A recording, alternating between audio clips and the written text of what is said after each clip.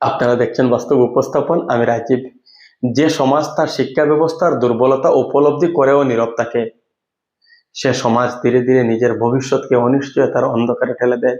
তাই সময় থাকতে ভুলগুলোকে চিহ্নিত করে সংশোধনের পথে এগিয়ে যাওয়াই আমাদের সকলের বড় দায়িত্ব। আজ শনিবার 11 এপ্রিল 2026 খ্রিস্টাব্দ, 28 চৈত্র 1432 বঙ্গাব্দ। সুপ্রভাত।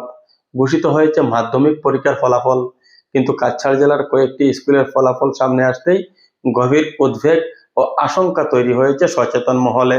বিশেষ করে এমন 6টি স্কুল রয়েছে যেখানে একজন ছাত্রছাত্রী উত্তীর্ণ হতে পারেনি, যা নিঃসন্দেহে অত্যন্ত হতাশাজনক এবং চিন্তার বিষয়। শুধু এই কয়েকটি নয়, আরো একাধিক বিদ্যালয়ের ফাঁসের হার অত্যন্ত কম, যা সামগ্রিকভাবে শিক্ষা ব্যবস্থার দুর্বল অবস্থাকেই স্পষ্ট করে। শিক্ষক, অবকাঠামো ও সরকারি সুযোগ সুবিধা থাকা সত্ত্বেও এমন ফলাফল কেন? এই প্রশ্ন আজ সাধারণ মানুষের মুখে মুখে। এই পরিস্থিতি কেবল একটি পরিসংখ্যান নয়, বরং আমাদের ভবিষ্যৎ প্রজন্মের জন্য এক গভীর সতর্কতা বার্তা। সমালোচনা নয়, সমাধানই হোক আমাদের লক্ষ্য। দায়িত্ব এড়িয়ে নয়, দায়িত্ব গ্রহণের মধ্যে দিয়েই আসবে প্রকৃত পরিবর্তন। শিক্ষক, অভিভাবক, প্রশাসন সবাইকে একসাথে এগিয়ে আসতে হবে। ব্যর্থতার কারণ খতিয়ে দেখা জরুরি, দায়িত্বজ্ঞানহীনতার বিরুদ্ধে ব্যবস্থা নেওয়া প্রয়োজন।